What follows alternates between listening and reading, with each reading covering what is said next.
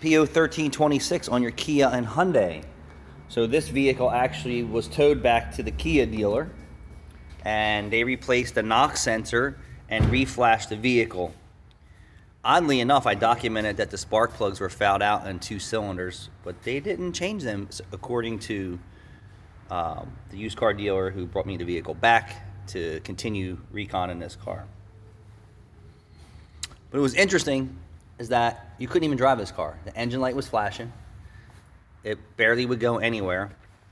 And the only code that was in there was that 1326. I think that's what it was, which was knock sensor.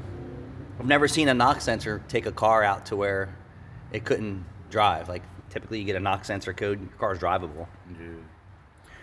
Yeah. So the dealership told this customer that this was all covered with the flash and the knock sensor, and if this problem comes back again with this po1326, they'll replace the motor. Damn. How about that? So step one is just throw parts cannon, right? Throw some parts at it and reflash it.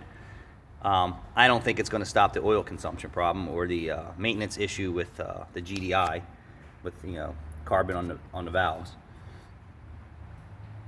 But yeah, they're going to replace the motor if this code returns. So, excuse me, that's what they're doing, and I'll keep you posted on how this all falls out. Thanks for watching.